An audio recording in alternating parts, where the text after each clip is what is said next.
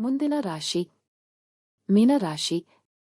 ಇದಕ್ಕೂ ಮೊದಲು ಈವರೆಗೂ ಸಬ್ಸ್ಕ್ರೈಬ್ ಮಾಡಿಲ್ಲದವರು ದಯಮಾಡಿ ಚಾನೆಲ್ ಅನ್ನು ಸಬ್ಸ್ಕ್ರೈಬ್ ಮಾಡಲು ಮರೆಯಬೇಡಿ. ಏಪ್ರಿಲ್ ತಿಂಗಳಲ್ಲಿ ಮೀನರಾಶಿಯಡಿಯಲ್ಲಿ ಜನಿಸಿದವರು ಏರಿಳಿತಗಳನ್ನು ಅನುಭವಿಸುತ್ತಾರೆ. ನಿಮ್ಮ ವೃತ್ತಿ ಜೀವನದ ವಿಷಯದಲ್ಲಿ ಈ ತಿಂಗಳು ನಿಮಗೆ ಅನುಕೂಲಕರವಾಗಿರುತ್ತದೆ. ಏಪ್ರಿಲ್ 3ರಂದು ಮಂಗಳವು 5ನೇ ಮನೆಗೆ ಚಲಿಸುತ್ತದೆ. ಇದು ಉದ್ಯೋಗವನ್ನು ಬದಲಾಯಿಸುವ ಅವಕಾಶವನ್ನು ಹೆಚ್ಚಿಸುತ್ತದೆ. ವ್ಯಾಪಾರಸ್ಥರಿಗೆ 7ನೇ ಮನೆಯಲ್ಲಿ ಕೇತುವಿನ ಸ್ಥಾನ ಮತ್ತು ಈ ಮನೆಯ ಮೇಲೆ 5 ಗ್ರಹಗಳ ಪ್ರಭಾವದಿಂದಾಗಿ ವ್ಯಾಪಾರವು ಏರುಪೇರಾಗುತ್ತದೆ. ವಿದ್ಯಾರ್ಥಿಗಳಿಗೆ ಈ ತಿಂಗಳು ಬಹುಶಃ ಸವಾಲುಗಳಿಂದ ತುಂಬಿರಬಹುದು. ಮಂಗಳವು ಇಲ್ಲಿ ದುರ್ಬಲಗೊಂಡ ಚಿಹ್ನೆಯಲ್ಲಿ ಇರುವುದರಿಂದ ಈ ತೊಂದರೆಗಳು ತೀವ್ರಗೊಳ್ಳಬಹುದು.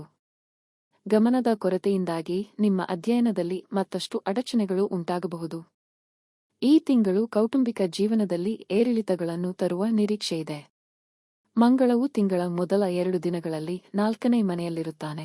ಇದು ಕುಟುಂಬ ಜೀವನದಲ್ಲಿ ವ್ಯತ್ಯಾಸಗಳನ್ನು ಉಂಟುಮಾಡಬಹುದು. ಪ್ರಣಯ ಸಂಬಂಧದಲ್ಲಿರುವವರಿಗೆ ಈ ತಿಂಗಳು ಕೆಲವು ಏರಿಳಿತಗಳನ್ನು ಹೊಂದಿರುತ್ತದೆ.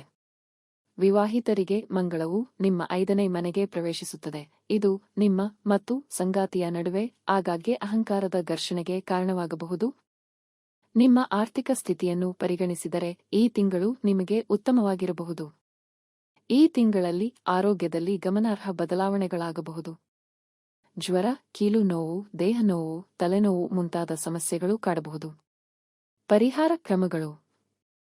ನಿಮ್ಮ ಆಳುವ ಗ್ರಹವಾದ ಗುರುವಿನ ಹಳದಿ ನೀಲಮಣಿಯ ರತ್ನವನ್ನು ನೀವು ಚಿನ್ನದ ಉಂಗುರದಲ್ಲಿ ಶುಕ್ಲ ಪಕ್ಷದ ಗುರುವಾರದಂದು ಮಧ್ಯಾಹ್ನ ನಿಮ್ಮ ತೋರು ಬೆರಳಿಗೆ ಧರಿಸಬೇಕು.